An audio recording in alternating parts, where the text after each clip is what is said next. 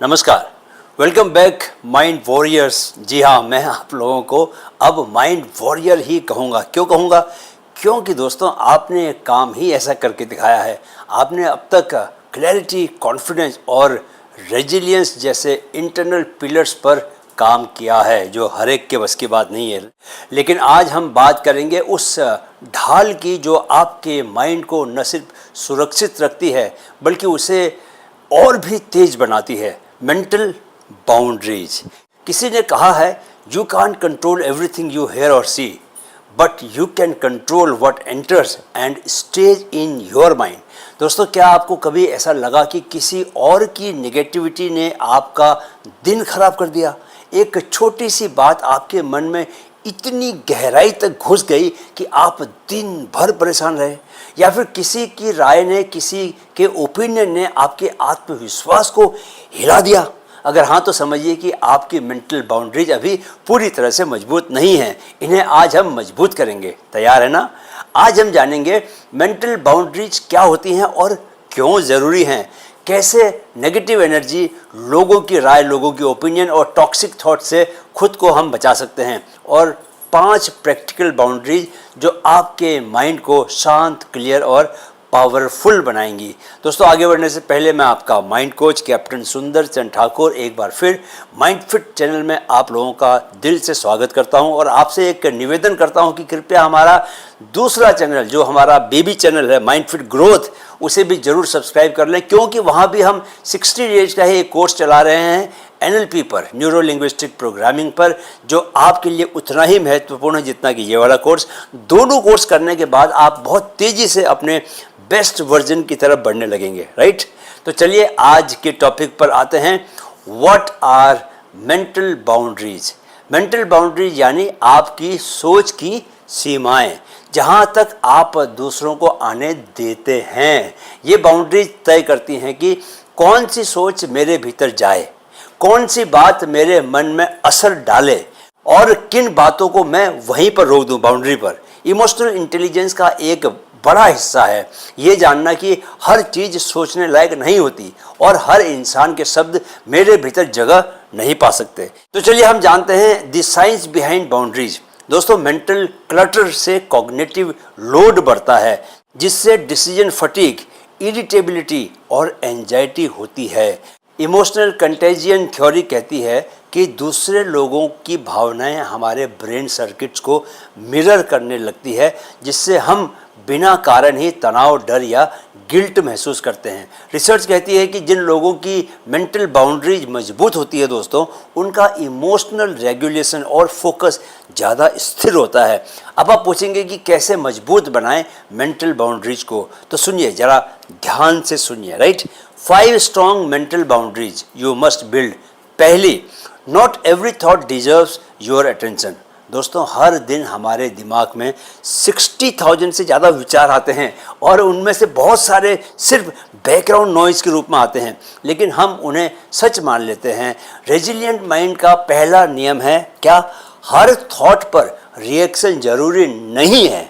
NLP में इसे कहते हैं थॉट यानी जस्ट अ थॉट, यानी एक ख्याल सिर्फ एक ख्याल ही है, हकीकत नहीं है।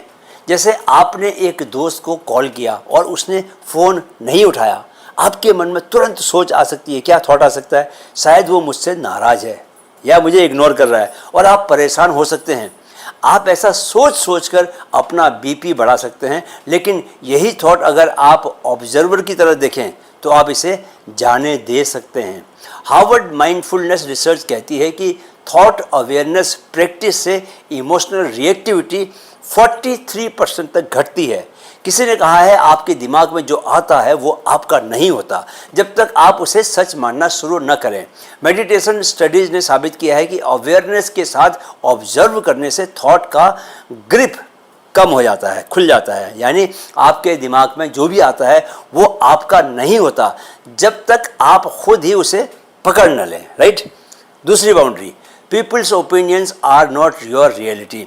हम अक्सर दूसरों की बातों को अपनी सच्चाई बना लेते हैं दोस्तों, खासकर जब वो कोई आलोचना हो। लेकिन हर व्यक्ति की राय उनके पर्सपेक्टिव, अनुभव और लिमिटेशन से बनी होती है।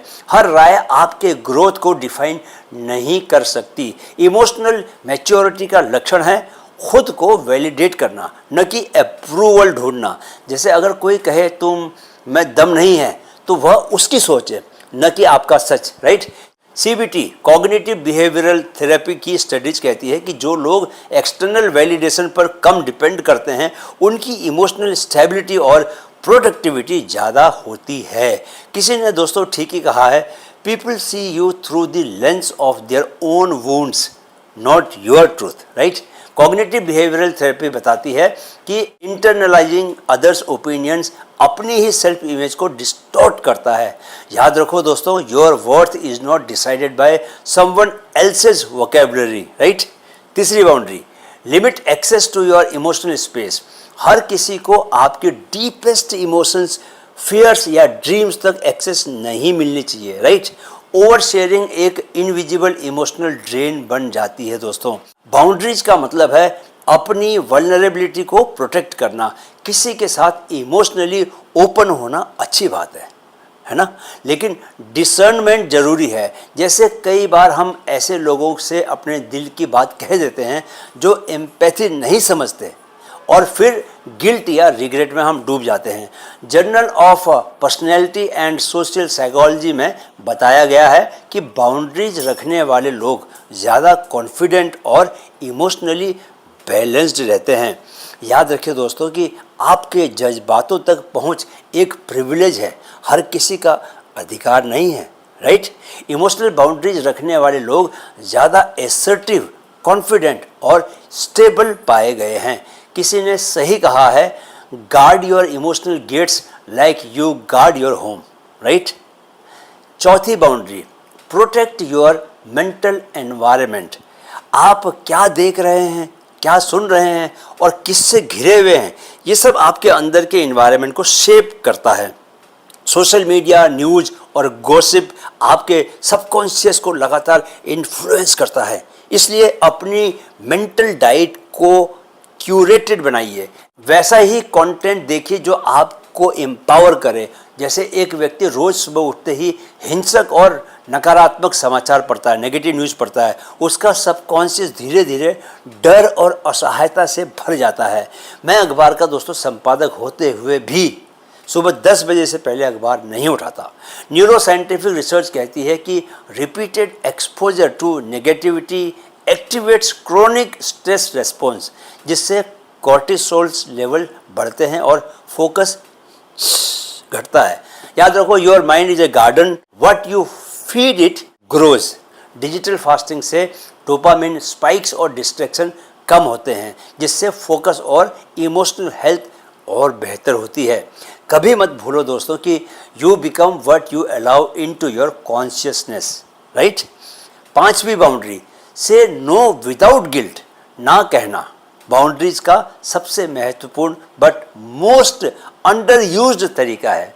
जब आप हर काम के लिए हाँ कहते हैं दोस्तों, तो आप अपने लिए ना कह रहे होते हैं।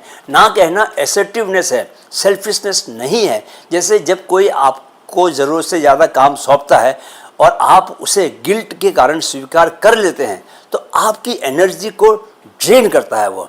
लेकिन अगर आप शांतिपूर्वक ना कहते हैं, तो आप अपने पर्पज़ के लिए जगह बना रहे होते हैं। Brain imaging studies show that saying no lights up the right dorsolateral prefrontal cortex, a region associated with self-control and strategic thinking. याद रखो, no is a complete sentence. It does not need an explanation. चलिए अब daily practice का time हो गया दोस्तों। आज पूरे दिन ऑब्जर्व कीजिए कौन सी बातें आपके माइंड में अनचाहे एंट्री कर रही हैं बिना आपके पूछे। क्या आप हर इमोशन को तुरंत एब्जॉर्व कर लेते हैं या फिल्टर कर पाते हैं? क्या आप गिल्ट के बिना ना कह पाते हैं? क्या आपने आज कोई बाउंड्री कॉन्शियसली मेंटेन की? इन सब बातों को नोट कीजिए। अब आज का डेली चैलेंज, तैयार हैं आप? मैं हर सोच को नहीं अपनाता, मैं अपने मन का रक्षक हूँ। इसे आप कमेंट में ज़रूर लिखें। कौन सी बाउंड्री सबसे ज़्यादा काम की लगी, ये भी आप हमें बताएं। दोस्तों, मेंटल बाउंड्रीज का मतलब है आपकी मानसिक सीमा को तय करना कि क्या अंदर जाए और क्या बाहर ही रुक जाए। ये बाउंड्रीज आपकी इमोशनल हेल्थ, फोकस और आइडेंटिटी को प्रोटेक्ट करती है, बचा कर रखती है। और बाउंड्रीज तभी टिकती हैं जब उनके पीछे एक गहरा सेल्फ रेस्पेक्ट होता है, राइट। अब कल यानी कि डे 38 को हम बात करेंगे सेल्फ रेस्पेक्ट मास्टरी की। जब आप खुद को गंभीरता से लेने लगते हैं, दुनिया भी आपको गंभीरता से लेती है। कैसे बाउंड्रीज और डिसीजंस तभी टिकते हैं जब हमारे अंदर आत्मसम्मान हो, राइट। कैसे खुद से प्यार और खुद की इज्जत हमारी आइडेंटिटी को शेप करती है, और कैसे सेल्फ रिस्पेक्ट हमारी एनर्जी, फोकस और रिलेशनशिप्स की दिशा तय करता है, कल जानेंगे, राइट। तब तक याद रखिए, मेंटल बाउंड्रीज तभी प्रभावी बनती हैं जब हम खुद अपनी इज्जत करना शुरू करते हैं। वीडियो देखने के लिए दोस्तों बहुत बहुत आभार आपका। मेरे साथ कहें, मन में है तो मुमकिन है, मन में है तो मुमकिन है। Keep learning, keep growing. जय हिंद।